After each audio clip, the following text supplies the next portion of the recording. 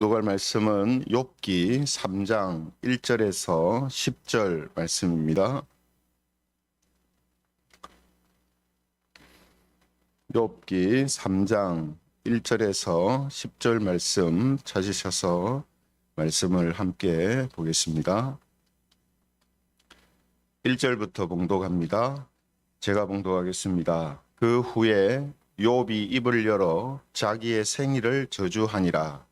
욥이 입을 열어 이르되 내가 난 날이 멸망하였더라면 사내 아이를 베었다 하던 그 밤도 그러하였더라면 그날이 캄캄하였더라면 하나님이 위에서 돌아보지 않으셨더라면 빛도 그 날을 비추지 않았더라면 어둠과 죽음의 그늘이 그 날을 자기의 것이라 주장하였더라면 구름이 그 위에 덮였더라면 흑암이 그 날을 덮었더라면 그 밤이 캄캄한 어둠에 잡혔더라면 해의 날수와 달의 수에 들지 않았더라면 그 밤에 자식을 베지 못하였더라면 그 밤에 즐거운 소리가 나지 않았더라면 나를 저주하는 자들 곧 비워야단을 격동시키기에 익숙한 자들이 그 밤을 저주하였더라면 그 밤에 새벽별들이 어두웠더라면 그 밤이 광명을 발할지라도 얻지 못하며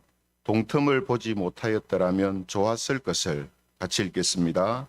이는 내 모태의 문을 닫지 아니하여 내 눈으로 환난을 보게 하였음이로구나.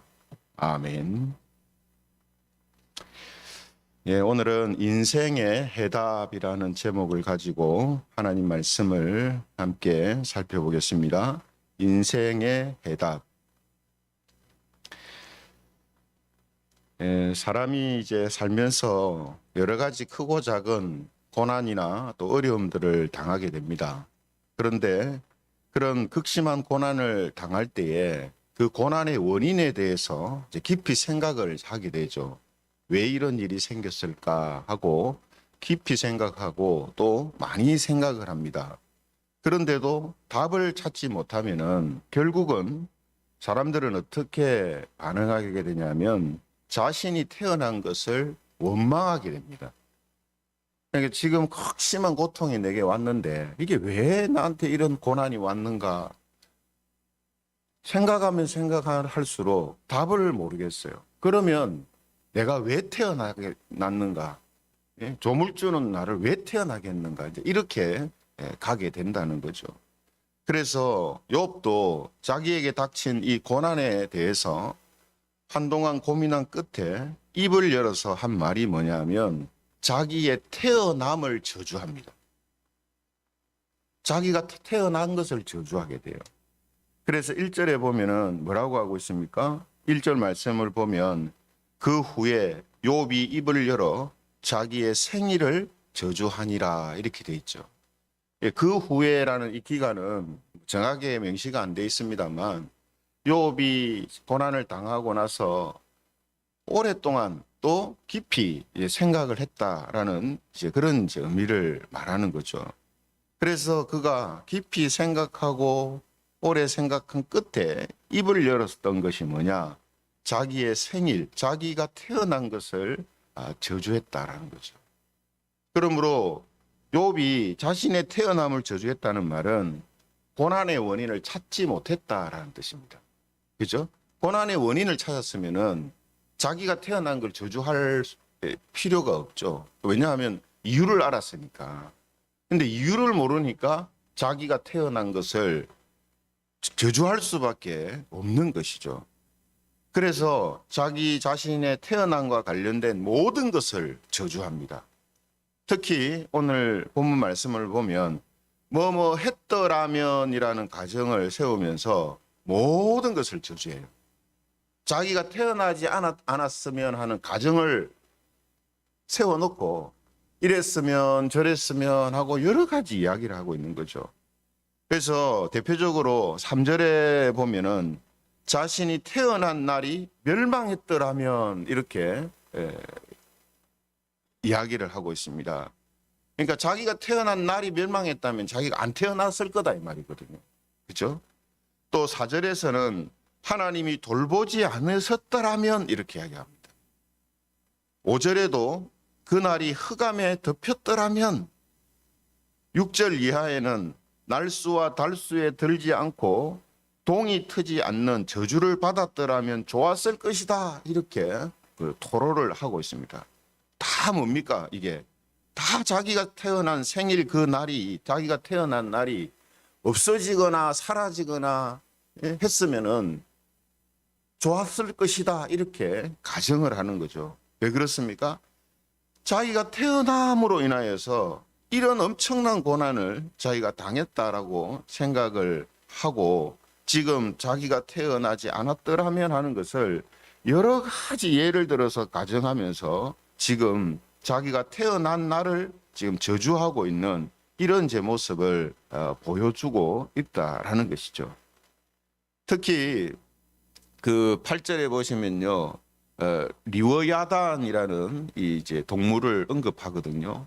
나를 저주하는 자들 곧 리워야단을 격동시키기에 익숙한 자들이 그 밤을 저주하였더라면 이렇게 합니다. 이 리워야단이라는 이제 그 동물은 이 성경에만 나오는 이제 동물인데요. 이 영어 성경은 이제 큰 악어다라고 이제 번역을 이제 해놓았습니다. 그런데 이 정확한 이제 그 생물이 무엇인가 하는 것은 지금 알 수가 없지만 바다에서 활동하는 큰 생물이었을 거다라고 그렇게 이제 학자들은 추측을 합니다. 아무튼 지금 자기가 태어난 그 날이 없어지고 사라지고 깨어지고 부서지고 했으면은 자기가 태어나지 않았을 건데, 그래서 그러면 자기가 이런 환난을 겪지 않았을 건데라고 지금 이야기를 하고 있습니다. 그래서 성도 여러분, 우리가 이제 욥이 하고 있는 이 말, 오늘 우리가 본문을 읽었습니다만 우리가 이 글을 적은 욥의 입장에서 생각을 해보면요, 이 사람이 지금 얼마나 극심한 고통 가운데 있으면 이런 말까지 지금 하고 있는가 하는 것을 알 수가 있습니다. 우리는 이걸 100% 못 느끼죠. 우리가 진짜 저도 예전에 그 교인들 중에 이 아들을 일찍 보내고 그 생활하는 권사님을 한 분 아는데 그분 하는 말이 그렇습니다. 자식을 일찍 잃어버리지 않은 사람은 자기 마음을 모를 거다. 그 말이 딱 맞거든요.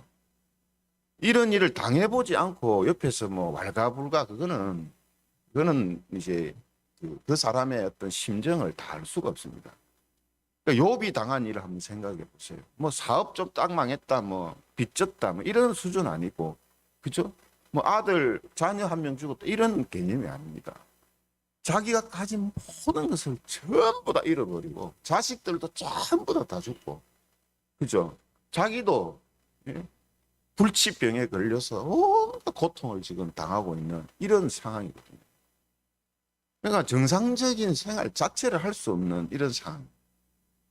그러니 지금 그가 자기가 태어난 날을 저주하고 있는 이 심정을 누가 알겠습니까? 그죠? 그래서 지금 고난의 이 원인을 알지 못하는 일이 자기에게 생기고 그것을 깊이 생각하면 생각할수록 절망에 빠질 수밖에 없는 것입니다. 이게 인간이에요. 이게 인간입니다. 그죠? 이런 생각이 많으면 많을수록 비관적으로 될 수밖에 없어요. 그래서 사람은 그렇습니다. 항상 생각을 많이 하면요, 긍정적으로 가기보다는 부정적으로 갈 가능성이 있어요. 특히 고난을 당했을 때 고난에 대해서 깊이 생각하면 할수록 사람은 긍정적이 되기보다는 부정적이 되거든요. 여러분들도 아마 경험해 보셨을 거예요. 어려운 일을 당했을 때 그 어려운 일을 자꾸 생각하면요, 왜 이렇게 이런 일이 생겼는가 하는 원인도 모르는데 생각하면 결국은 부정적으로 비관적으로 갈 수밖에 이제 없습니다. 그렇죠? 그리고 결국은 어떻게 됩니까? 절망의 늪에 빠져서 자기 스스로 빠져나올 수 없게 되거든요. 이것이 바로 사람의 이제 연약함입니다. 그래서 지금 욥이 엄청난 고난을 당하고 이제 3장에 들어와서 자기 태어난 날을 저주하거든요.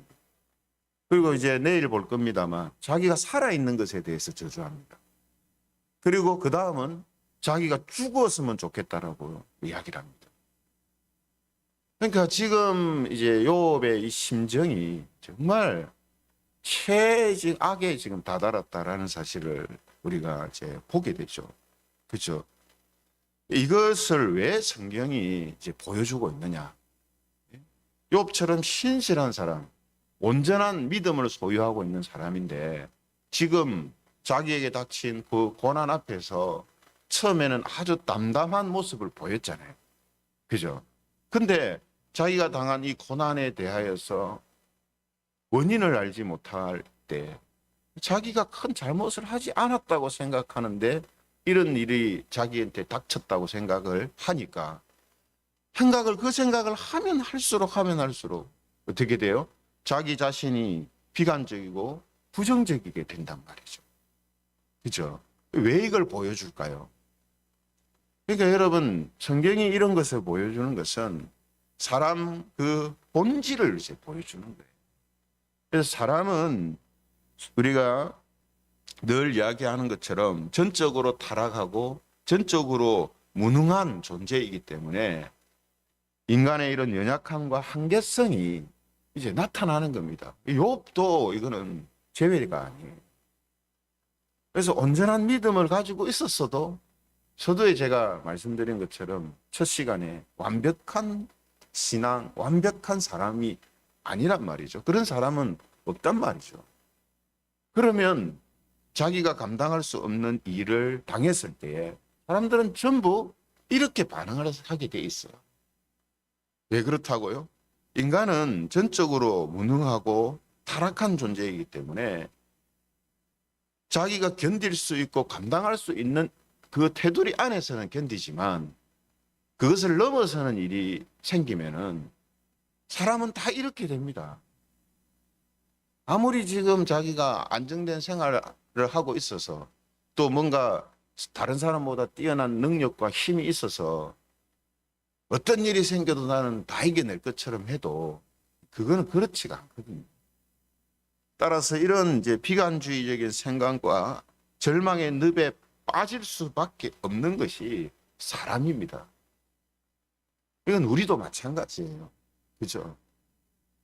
근데 여러분, 이 절망의 늪에서 자기가 태어난 날까지도 저주하고 자기가 안 태어났었으면 좋겠다라고 말할 정도로 이렇게 큰 고뇌와 절망의 늪에서 빠져 있을 때에 거기서 빠져나올 수 있는 방법은 없습니다. 사람들이 자살을 하잖아요. 자살을 하는 이유가 뭡니까? 빠져나갈 방법이 없다. 아무리 생각해도 자기가 당한 그 일을 견뎌낼 수가 없어요. 그렇죠? 그래서 여러분, 현대인들이 엄청난 이런 스트레스 속에서 산다 하잖아요. 그리고 그와 관련된 질병들이 많다잖아요. 왜 그런가 하면 자기가 당한 그 일에 대하여서 그것을 견디고 그것을 넘길 수 있는, 돌파할 수 있는 그런 어떤 능력이 자기한테 없기 때문입니다. 그래서 아예 사람들은 그런 생각을 이제 안 하려고 하잖아요. 그런 생각을 하지 마세요. 너무 그렇게 고민하지 마세요. 걱정하지 마세요. 하잖아요. 한데 그렇지만 그것이 말처럼 잘 될 것 같으면 사람들이 무슨 병이 있고 무엇 때문에 스트레스를 받겠습니까? 그것이 자기 인간 능력으로 안 되기 때문에 이제 뭐 치료를 받는 것 아니겠어요? 그죠? 하지만 여러분, 치료를 받아도 약을 먹어도 견디지 못할 때, 그것을 감당해내지 못할 때 사람들은 자기 목숨을 끊는단 말이죠. 그렇죠? 그래서 자살하는 사람들을 우리가 보면서 왜 저럴까? 나 같으면 저렇게 안 할 건데 이렇게 생각하면 안 돼요. 그거는 자기가 그 사람이 당했던 고통을 어떻게 해요? 자기는 감당해낼 수 있다라고 생각은 하기 때문에 하는 거거든요. 그죠? 하지만 그 사람도 자기가 감당할 수 없는 일이 생기면 있거든요, 분명히. 있으면은 자기도 어쩔 수 없이 이런 인간의 연약함과 한계성이 드러나게 되는 존재입니다. 예외가 없어요. 그러므로 사람이 이런 이제 절망의 늪에서 빠져 있을 때 그 절망의 늪에서 빠져나올 수 있는 방법은 없어요. 없습니다. 그런데 오직 한 가지 방법이 있죠. 그게 방법이 뭡니까? 하나님 밖에는 방법이 없습니다. 하나님 밖에는 그 절망의 늪에서 빠져나올 수 있는 길이 없단 말이죠. 그래서 욥은 오늘 본문 10절에 뭐라고 합니까? 10절에 보면요. 이는 내 모태의 문을 닫지 아니하여 내 눈으로 환난을 보게 하였음이로구나. 이렇게 결론을 내립니다. 여러분, 모태의 문을 닫지 아니한 분이 누굽니까? 하나님이잖아요. 그죠? 모태의 문을 닫지 아니한 분이 하나님. 근데 지금 욥을 한번 보세요. 자기가 태어난 날은 저주하지만, 자기가 태어난 것을 저주하고 있지만 하나님을 저주하지는 않고 있어요. 그죠? 그런데 자기가 태어남을 저주하면서 그 끝이 어디로 향하고 있냐면 하나님을 향하여서 가고 있습니다. 이건 하나님을 지금 원망하지 않아요. 그죠? 근데 욥은 자기가 절망적인 상황 속에 빠져 있을 때에 그 끝이 하나님을 향하여서 지금 나아가고 있다라는 것을 지금 이제 보여주는 거죠. 결국 욥은 자기를 출생하게 하신 하나님에게서 고통에 대한 답을 찾으려고 이제 합니다. 그러니까 극심한 절망의 늪에 빠져 있을 때에 사람들은 방법을 알지 못하고 답을 찾을 길을 알지 못해서 자기의 삶을 포기한단 말이에요. 하지만 하나님을 믿는 사람들은 그 마지막에서 하나님을 찾고 하나님을 생각한단 말이에요. 그래서 우리가 누가복음 15장에 보면요. 유명한 이제 예수님의 비유가 나오잖아요. 누가복음 15장에 어떤 비유가 나옵니까? 탕자의 비유, 방탕한 이 아들의 비유가 나오잖아요. 그래서 이 방탕한 아들은 어떻게 합니까? 아버지 재산을 분배받아 가지고 집을 떠나지만 모든 재산을 탕진하고 비참한 생활을 이제 하게 되거든요. 오직했으면은 돼지가 먹는 것을 먹으면서 남의 집에서 종로로 타고 있었겠습니까? 더 이상 자기는 방법이 없는 거예요. 그죠? 요즘 아이들한테 이런 이야기하면 알바하면 될 건데 뭐 이래 하겠죠. 그러니까 그거는 자기 생각이고 자기 기준이에요.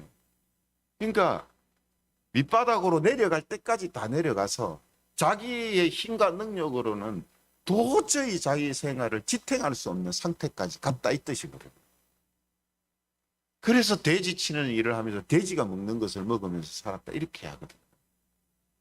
그러다가 여러분 당연히 사람이니까 자기가 왜 이렇게 됐는지, 왜 이런 꼴로 살고 있는지, 왜 이런저런 일이 생겨서 이렇게 내가 인생이 꼬였는지 많은 생각을 했을 것 아니겠어요. 그럼에도 불구하고 결국 깨달은 것은 뭡니까? 자기 자신의 어리석음과 악함 때문이다라는 이런 사실을 느낄 수도 있게 되겠죠.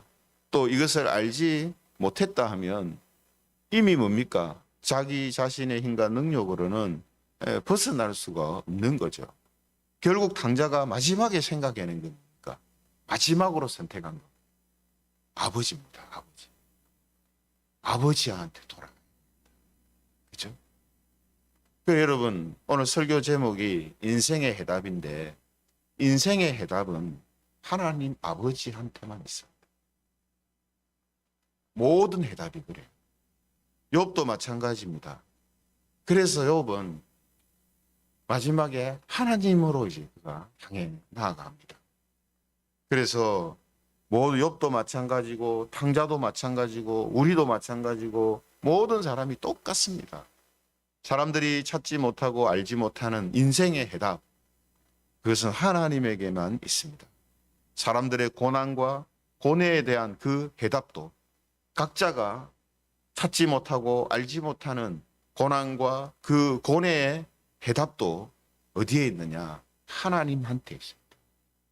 그러므로 성도 여러분, 욥은 자신의 태어남을 저주하지만 자신을 태어나게 하신 하나님은 저주하지 않고 있다라는 사실을 우리는 놓쳐서는 안 됩니다. 왜냐하면 자기 인생의 해답, 고난의 해답이 하나님에게 있다라는 이 사실을 알고 있고 이제 믿고 있기 때문입니다. 그렇죠?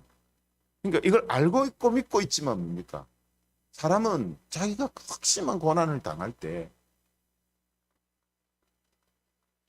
이런 모습이 나타나게 되어 있는 존재라는 걸 지금 보여주는 거예요.